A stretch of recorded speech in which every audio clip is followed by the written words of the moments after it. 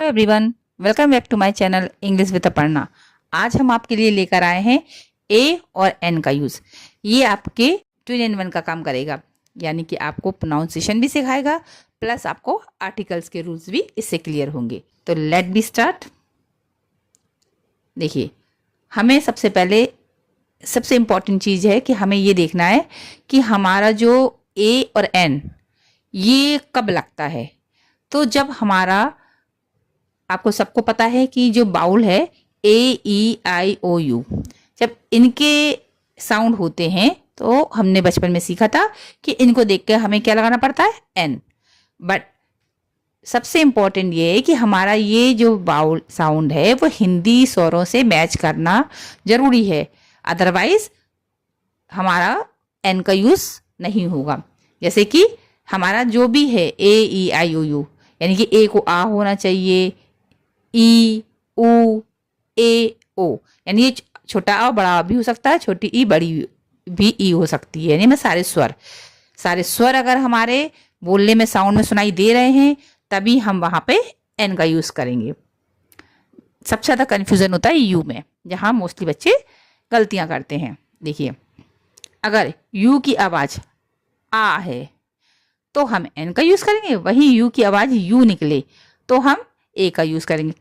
For example, ये क्या है हमारे अंकल, UNCL, लेकिन हम इसे आ नहीं बोल रहे, मतलब ए नहीं लिखा है, इसे हम आ बोल रहे हैं। यहाँ पे स्पेलिंग तो यू से शुरू हो रही है और प्रोनाउंसिएशन आ निकल रहा है, तो हमने एन लगा दिया। लेकिन ये भी स्पेलिंग यू से ही शुरू हो रही है, पर प्रोनाउंसिएशन आ नहीं निकल रहा, यू निकल रहा है, तो इसीलिए हम ए लगाएंगे। फिर से देखिए, यहाँ पे हमारा जो यू का साउंड है वो आ निकल रहा है, इसलिए एन का यूज़ किया। यहाँ पे यू का साउंड हमारा यू निकल रहा है, इसलिए ए किया। आगे हम और अच्छे से सीखते हैं एग्जाम्पल के थ्रू। देखिए, एक ट्रिक है जो 100% तो नहीं, लेकिन हाँ, इससे हमारा 80% 90% रूल्स काम करता है कि कभी भी यू के तुरंत बाद 2 कॉन्सोनेंट हों तो यू का उच्चारण आ होता है। देखिए, एग्जाम्पल के थ्रू समझते हैं।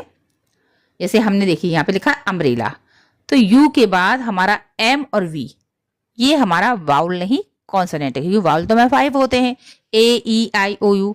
इसके बाद जितने भी हमारे इंग्लिश के अल्फ़ाबेट होते हैं वो सारे कॉन्सोनेंट में आते हैं, तो एम और वी भी हमारा कॉन्सोनेंट है, इसलिए हमने यहाँ पे यू के जो साउंड निकलेगा वो आ निकलेगा, तो इसे हम प्रोनाउंसिएशन क्या बोलेंगे, umbrella.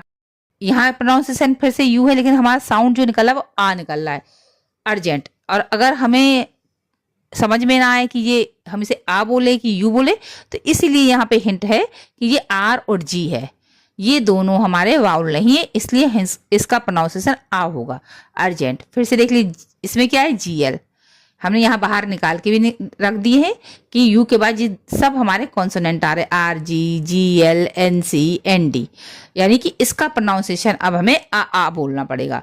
N urgent, an ugly, an uncle, an under, under pass. Okay, यहाँ पे पास नहीं लिखा है, अंडर पास लिखा है यहाँ। तो इससे आपको समझ में आया कि हमारे यू के जस्ट बगल में 2 कॉन्सोनेंट हो गए, तो उसका प्रोनाउंसिएशन हम आ से शुरू करेंगे। और यदि हमारे उसी यू का उच्चारण 3rd नंबर पे बाउल हो, यानी कि 2nd नंबर पे नहीं है, 3rd नंबर पे बाउल है, तो फिर हम उसको यू प्रोनाउंसिएशन करेंगे। तो यहाँ पे ये हमने ऐसा लिखा हुआ, आप इसे रीड कर लीजिएगा। हम आपको देखिए यहाँ एग्जाम्पल के थ्रू समझाते हैं।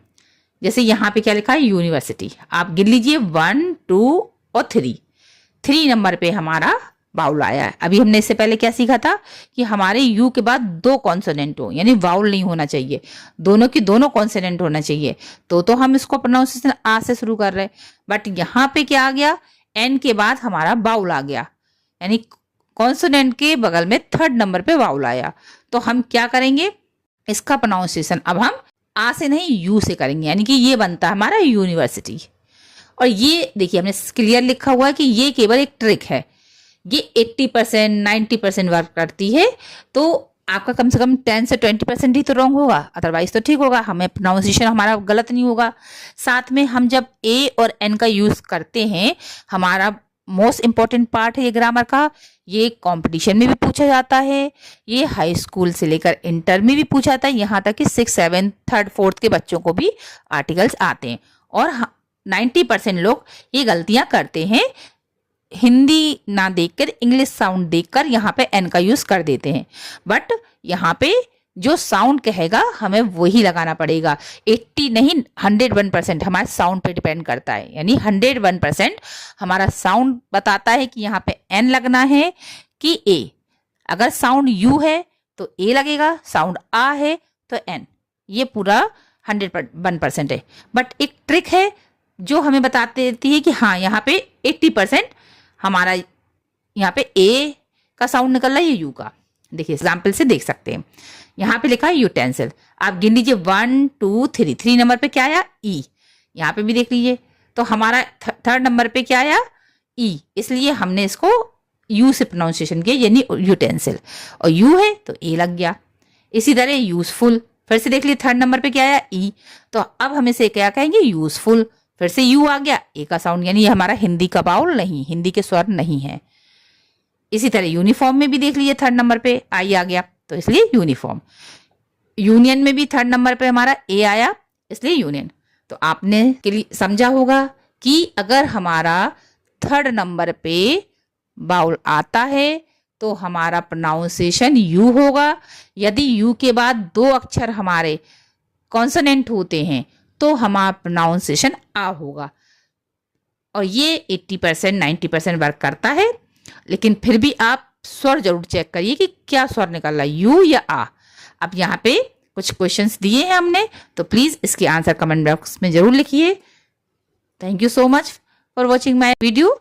और प्लीज लाइक और कमेंट करना ना भूलिए, और जिसने सब्सक्राइब ना किया हो तो सब्सक्राइब कीजिए।